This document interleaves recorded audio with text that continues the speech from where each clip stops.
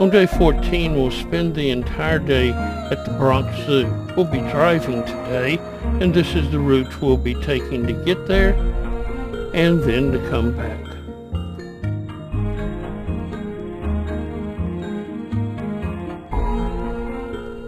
First, we'll go through the Holland Tunnel to get from New Jersey to Manhattan.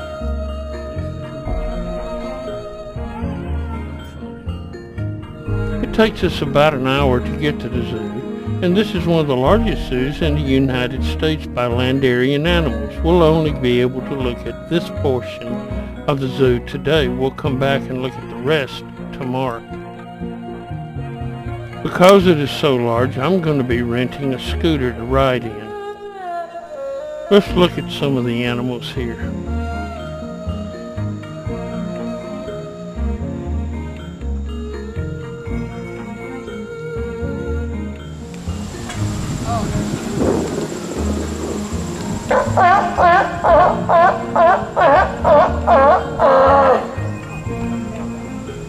There's one inside the den that's not wanting to come out, but he wants him out. That's the male out there.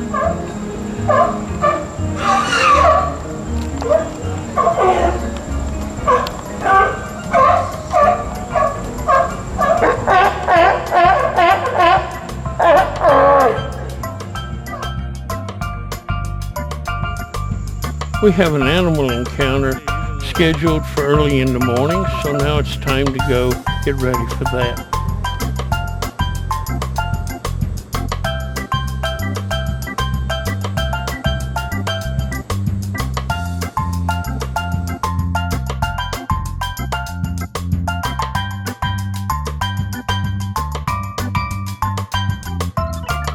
The first animal we'll encounter is an American alligator.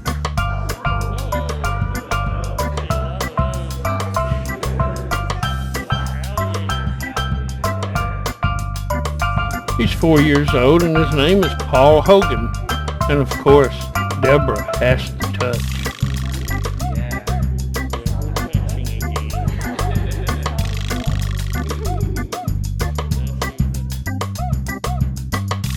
Our main encounter is going to be with Chura, a cheetah, and Finn, her dog. They use the dogs to help the cheetahs get their confidence, as cheetahs are very shy.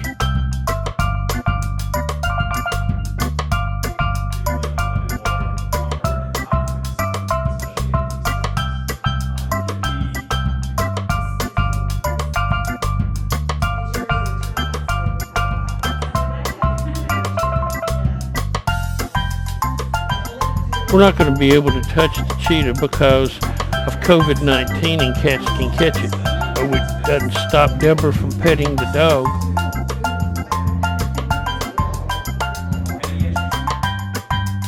And then after a little lunch, it's time to go start looking at the animals again.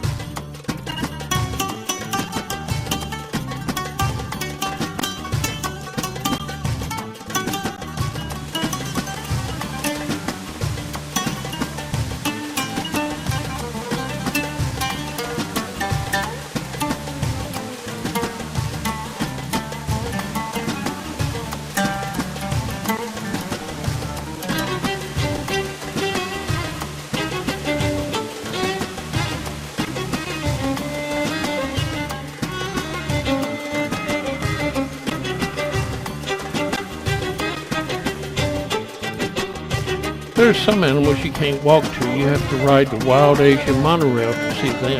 Let's let our guide tell us about it. The next stop on our journey is home to the Mongolian wild horses, also known as the Przewalski horse. As we pass our wild horses, you may notice they look a little different than the modern-day domestic horses we're accustomed to seeing. Our wild horses have shorter legs, a stockier build, and a shorter mane which stand up like a mohawk. The Przewalski horse is known as the last living wild horse, because the only horse which remains that have the traits of their ancestors. Just like how the modern-day domestic dog look nothing like their canine ancestors, neither do the modern-day domestic horses. On our journey is home to the gaur. The gaur are the world's largest wild cattle. The gaur can stand up to 6 feet high, over 11 feet long, and weigh as much as 2,000 pounds. The gaur's enormous size allow them to fight off nearly any predator they may face in the wild, including the apex predator of Asia and the animal on the next stop of the journey, the tiger. Tigers are solitary animals, meaning they live by themselves, and that's why you'll only see one tiger in our exhibit today. One of the first things you may notice about the tiger are its stripes. The tiger stripes allow it to blend in with the environment and sneak up on its prey without being noticed. The tiger on display today is Josie. Josie is a male Siberian tiger, also known as the Amur tiger. Around this bend, we will be approaching a bamboo thicket. That bamboo thicket is home to the Babarusa. Babarusa means pig deer in the Malay language. It gets the name pig deer due to the tusks on its nose, which resemble deer antlers, and they are part of the pig family. The Babarusa is light gray in color and can be a little tough to spot, so keep your eyes open. If you had a hard time seeing the Babarusa, you should have no problem seeing the next animal on our journey, the world's largest land mammal, the elephant. This is Patty. Patty is a female Asian elephant, and she's over 50 years old. You may notice that Patty doesn't have any tusks. That's because female Asian elephants don't have tusks. Only the males do, unlike their cousins, the African elephant, which both the males and females have tusks. That trunk of Patty's is an enormous tool of hers. It contains over 10,000 muscles, which is more than the entire human body. The trunk has a finger-like appendage at the tip that allows Patty to pick up something as small as a blade of grass or as large as a giant tree trunk. As we leave the world's largest land mammal behind, we will be visiting the second largest land mammal, the rhinoceros. This is Kelly. Kelly is a female Indian rhinoceros. The Indian rhinoceros comes from North India and Nepal, where there's about 3,000 remaining. Here at the Bronx Zoo, we work with other zoos in breeding the rhinoceros in order to maintain genetic diversity among the population. That puddle of mud Callie's in is known as a mud wallow, and it plays an important part of the rhinoceros habitat. While the rhinoceros looks like it has very tough skin, the skin of the rhinoceros is very delicate, so it uses the mud wallows to cover themselves in mud and help add a layer of protection against the sun and insects. Leave it for a park. Right after we cross over that Bronx River, you'll notice the very rocky terrain. This terrain is a perfect environment for the markhor. The markhor are the largest member of the goat family and the national animal of Pakistan. Those corkscrew spiral horns on their head can grow up to 3 feet in length. The markhors are excellent jumpers and climbers. They jump over 6 feet high without a running start, and they have rubber-like cores in their hooves that allow them to grip onto rocks and climb the steepest cliffs. The last stop on our journey is home to Linus. Linus is a 8-year-old red panda. The red panda come from the mountains of Nepal, where it's known as Hunhal, which roughly translates to firefox. If you ever use a Firefox web browser, the mascot is not a fox, but rather a red panda. Now back on the ground and Deborah walking and me riding my scooter, we go look at the other animals.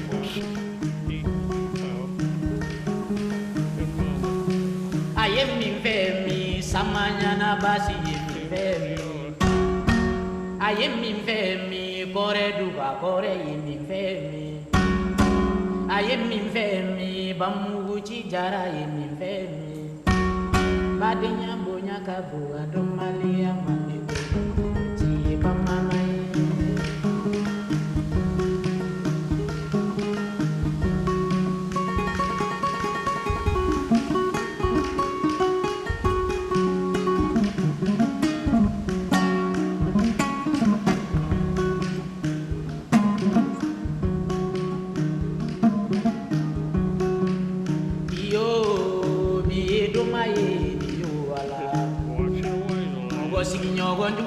somindaela pokuisa osonte boila banganaya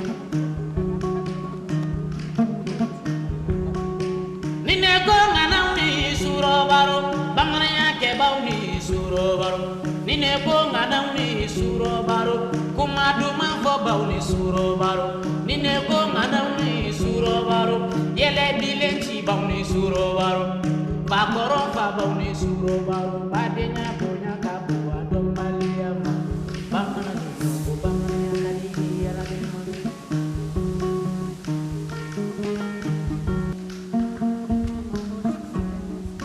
sawaila lampa wala na ulajuru kamole barsa fajaru da boleh ada mambulu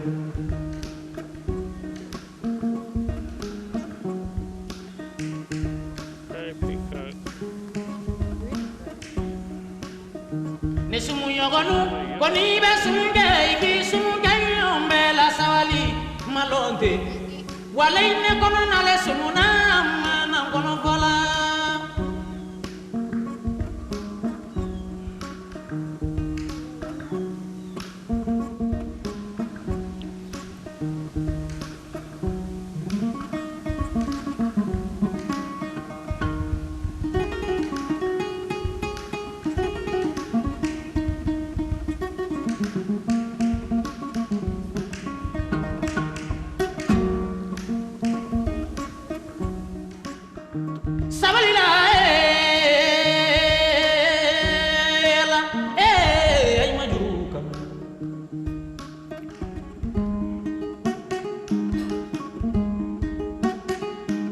Sunumbae, dolonge jamayo sunumbae kamiriala sunumbae fileli jamalu sunumbae kamiriala ubai la gita file suya nunca era mando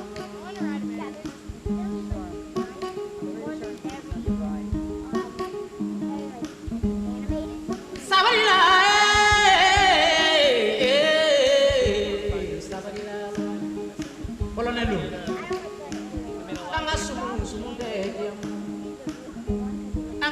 baro tekia wa ko bena tumale ko bena wati dina ko bila mani dungi nya kay so ma sa pidi beta kala ye dina ko bila mani dungi ni be ngara jongule kamala kam so ko le kabo bama ko bisbele mi baro tewa akaji ya kana kono ye ko mana yoro ku di mani ala kay madum kamay wa kamusulu le tabe mana bala kam so di mani ala hujan dinge ablay dinge ni makro jongole segu nyare la duru kamole molo muso ni dinge yoro nyare dinge la duru kamole molo wahadu jando di ale segu nyare be mala kolone mo faw nyana suina je faru nya malila kelengele kabro ma baga yo baga kunguna nyenye wole kamolo akaji ya tane kono e ko ngai na dia mo sabu yo ya la so kabiri ko sama wole suno ni wakati mesikuba abarika kita vile na abarika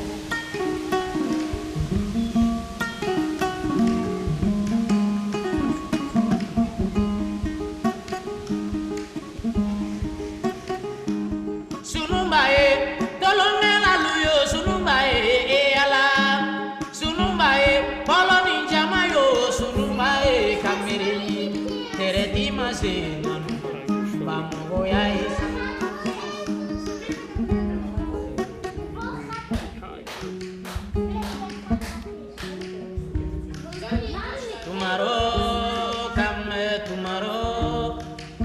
Here David deer are really unusual deer. They have the tail of a donkey, the head of a deer, the feet of a cow, and the neck of a camel.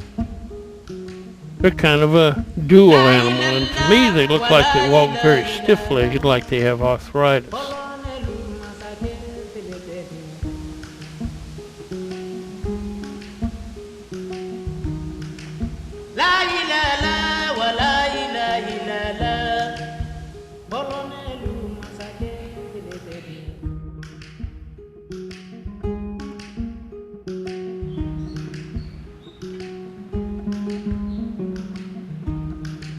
Barika boya diale chelilu ye awuye bonya minge bonya diale koloni ye karani kuba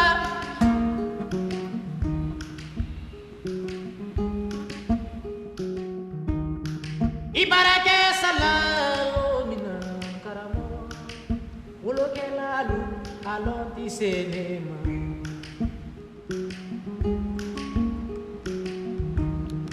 ibarake salalo mina karamo woloke lalu alonti bolole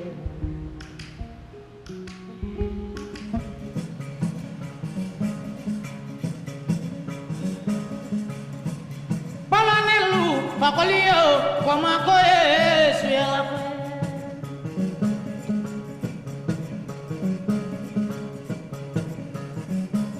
netara janjola varsava koma koe suyela koe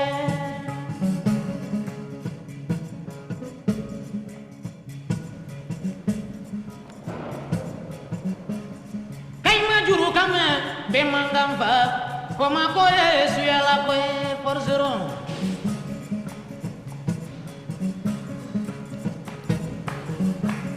anya ima juru kame dia wakatiri koma koe suyela koe danses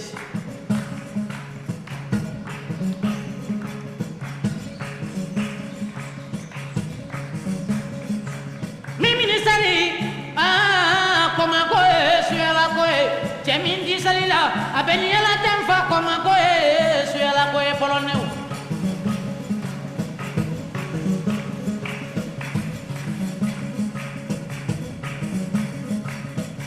ko ba ko lire numundi malantara digi la duru kanyi mangantolonge poloneu kay ma duru kame dununga era mabolo adununga soro tigi dununga adununga ne koko na tigi dununga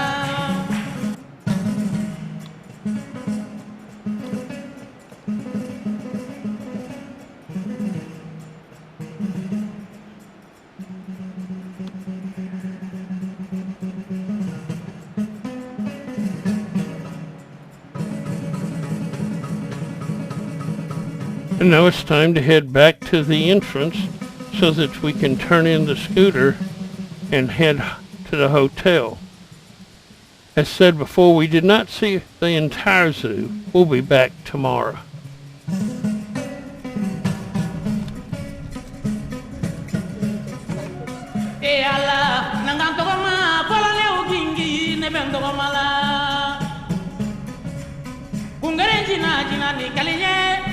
Along the way back to the hotel, there's some vendors trying to sell stuff to people.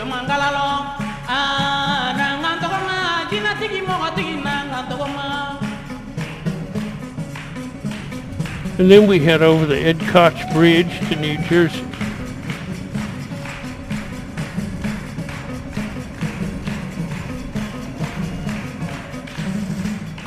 We drive around some in New Jersey to get back to our hotel, and then we end day 14.